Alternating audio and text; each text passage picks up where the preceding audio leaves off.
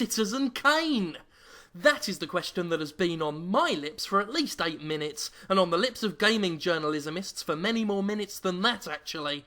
Everybody knows that video games need to be taken seriously by some people who we haven't met, which is why video games need a Citizen Kane, which is that movie nobody's watched. Well, while most people think that games have not had their Magnus Opium, I beg to differ. Video games have indeed found their Citizen Kane, and I think you know exactly what it is.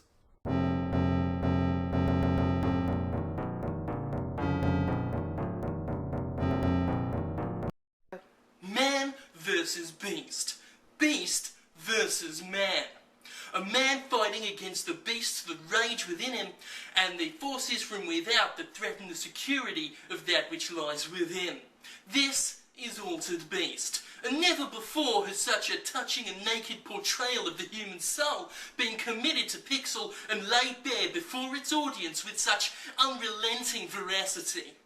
Citizen Kane was directed by Orson's Farm in 1066, and was a film in black and white, which means it was brilliant probably.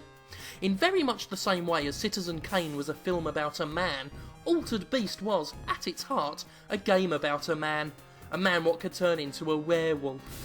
Altered Beast is a game in which a man, torn away from the woman he loves, rises from his grave. What does this mean to us? Well, without the presence of a woman to love us and to hold us, a man withers and dies. Something to think about, isn't it? Yes. I believe a famous philosopher, Aristotle, once said, this is a man's world, but it don't mean nothing without a woman on this earth. This is really food for thought. It basically tells us that without a woman in our life, we might as well be dead. We might as well not rise from our grave.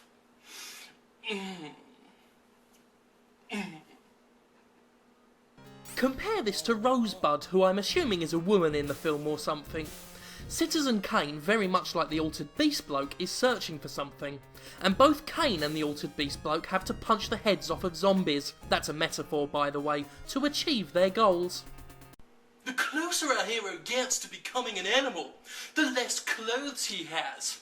What does this signify, Perhaps it means that it's only our superficiality, things like clothes, vehicles, houses, abstract concepts, things like these that separate us from the animals. Take away those, and what are we? Beasts in the field. Powerful imagery, eh?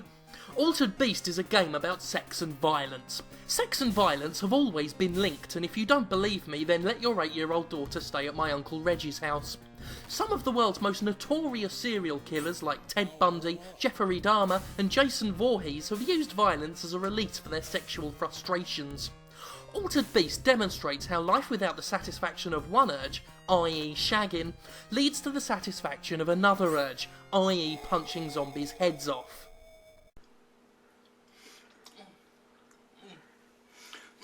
It's no surprise that as our hero continues on his quest, he collects blue balls to turn into a monster.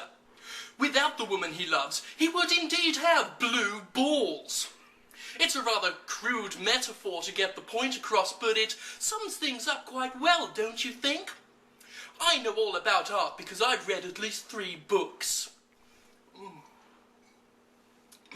Altered Beast lets you turn into an aminal, but at what cost? Freed from his humanity, a man can indeed be powerful, and he can punch the heads off zombies with just one hit. But is it worth turning into an animal just to achieve our ends? And can we ever go back?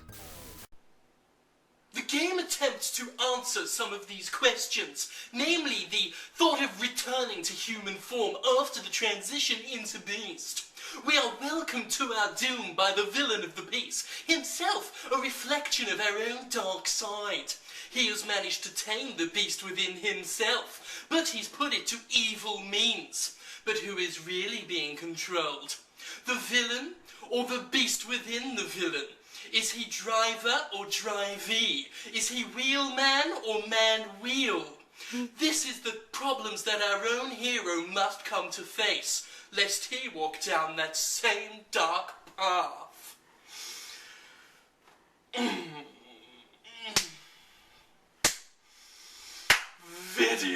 games.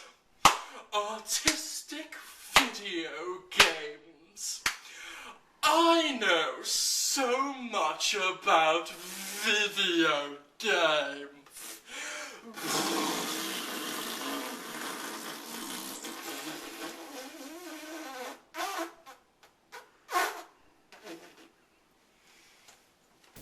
So there you have it.